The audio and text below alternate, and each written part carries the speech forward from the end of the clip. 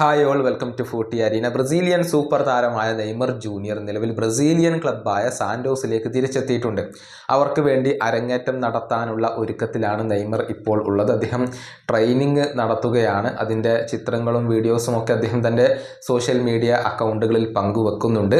Neymar ഇപ്പോൾ ബ്രസീലിന് വേണ്ടി കളിച്ചിട്ട് ഒരുപാട് കാലമായി. കൃത്യമായി പറഞ്ഞാൽ 2023 ഉറുഗ്വേക്കെതിരെ നടന്ന മത്സരത്തിലായിരുന്നു നെയ്മർ അവസാനമായി കൊണ്ട് ബ്രസീലിനായി കളിച്ചത്. ആ മത്സരത്തിൽ തന്നെയാണ് നെയ്മർക്ക് അതിഗുരുതരമായി പരിക്കേറ്റത്.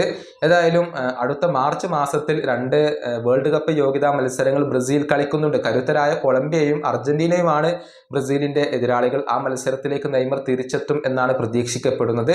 അതേക്കുറിച്ച് ബ്രസീലിന്റെ പരിശീലകനായ ഡൊറിവാൽ ജൂനിയർ ഇപ്പോൾ ചില കാര്യങ്ങൾ പറഞ്ഞിട്ടുണ്ട്. അതായത് നെയ്മർ റെഡി ആയി കഴിഞ്ഞാൽ എന്തായാലും അദ്ദേഹത്തെ ബ്രസീൽ ടീമിൽ ഉൾപ്പെടുത്തും എന്നാണ് ഡൊറിവാൽ ജൂനിയർ പറഞ്ഞിട്ടുള്ളത്. ഭാവിയിൽ ബ്രസീൽ ടീമിനോടൊപ്പം നെയ്മർക്ക് വേൾഡ് കപ്പ് നേടാൻ കഴിയുമെന്നുള്ള ഒരു പ്രതീക്ഷയും ഡൊറിവാൽ ജൂനിയർ ഇപ്പോൾ പങ്കുവച്ചിട്ടുണ്ട്. അദ്ദേഹത്തിന്റെ വാക്കുകൾ ഇങ്ങനെയാണ്: തീർച്ചയായും നെയ്മർക്ക് ഈ നീക്കം ആവശ്യമായിരുന്നു. അദ്ദേഹം റെഡിയായി കഴിഞ്ഞാൽ എന്തായാലും അദ്ദേഹത്തെ ബ്രസീൽ ടീമിൽ ഉൾപ്പെടുത്തും. തീർച്ചയായും നെയ്മർ ഒരു ലോക ചാമ്പ്യൻ ആവേണ്ടതുണ്ട്.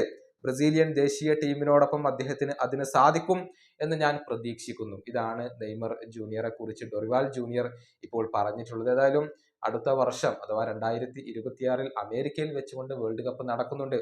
ബ്രസീലിന്റെയും നെയ്മറുടെയും അവസാനത്തെ പ്രതീക്ഷ ആ ഒരു വേൾഡ് കപ്പാണ്. അതിനുശേഷമുള്ള ഒരു വേൾഡ് കപ്പിൽ താൻ ഉണ്ടാകുമോ എന്നുള്ള കാര്യം നെയ്മർ പറഞ്ഞിട്ടില്ല. മിക്കവാറും ഈ ഒരു വേൾഡ് കപ്പ് നെയ്മറുടെ അവസാനത്തെ വേൾഡ് കപ്പ് ആവാനുള്ള ഒരു സാധ്യതയുണ്ട്. ആ വേൾഡ് കപ്പ് ലക്ഷ്യം വെച്ചുകൊണ്ടാണ് നെയ്മർ ജൂനിയർ ഇപ്പോൾ തയ്യാറെടുക്കുന്നത്. ഈ വീഡിയോയുടെ അവസാനിപ്പിക്കുന്നു. അടുത്ത വീഡിയോയുമായി വീണ്ടും കാണാം.